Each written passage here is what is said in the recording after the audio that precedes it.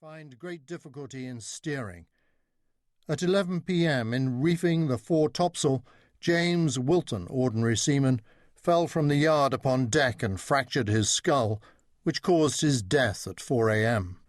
As rapidly as it had come, the gale departed, and now, with a steady following breeze, the Indiamen rounded Lizard Point, the southernmost tip of mainland Britain, passing out into the Atlantic with the furl and snap of canvas overhead, a bawling in the rigging, and the buoyant cheer of men assured that they were the boldest, finest seafarers in the world. Over the coming months, 3 more fleets of Indiamen would follow in their wake. By the time an unusually balmy spring had turned to summer, a total of 28 ships had set out for India to collect saltpetre for the Peninsular War.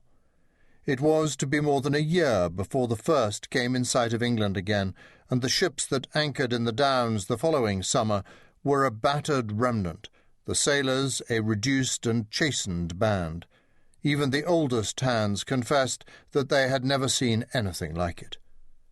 Quite what had occurred that season in the Indian Ocean took the company months to piece together, and even then many mysteries remained. In plain terms, however, the India House had suffered the worst calamity in its shipping history. No fewer than 15 ships had come to grief. 7 simply disappeared, never to be seen again. 2 went aground and were lost, and 6 were captured by French frigates, one of them twice. Thousands of tons of saltpetre for the war were at the bottom of the sea. In human terms, more than 1,000 people were dead, many of them personages. The directors of Leadenhall Street, whose usual demeanour was that of Elizabethan pirates, paled.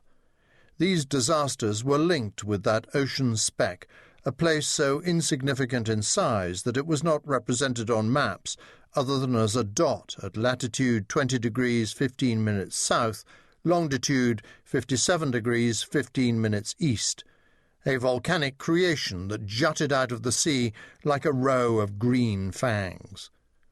Then they recalled William Pitt's grimly prophetic words 20 years earlier. As long as the French hold the Ile-de-France, the British will never be masters of India. And they resolved on action. The story of that year is partly told in a remarkable collection of books, a series of vast slab-like volumes in gold-lettered maroon board, each the size of a medieval Bible, which cover hundreds of feet of shelf space below the British Library. These are the Indiamen captains' logbooks, flaking with age, the ink fading, each bearing the hand of the keeper, each strangely opaque and yet revelatory. Each is a diary set down 200 years ago of life on a floating island 140 feet in length, on which around 250 souls were confined for half a year. Sometimes they are illegible, often they make dull reading, endless entries of weather conditions, wind direction, ship routine. Then they will spring to life with incident, with deaths, beatings, storms, and battles. The reader finds himself scanning pages for the telltale signs, dense passages of script, often scrawled hastily and in crisis, from which drama at sea emerges in all its terrifying unpredictability. The East Indiamen were unique. They were merchant ships, they were fighting ships, and they were troop ships.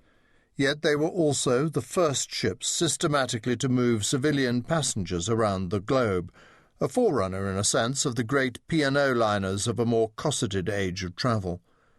Every company servant in India had this one experience in common, of a great voyage traversing 2 of the world's oceans.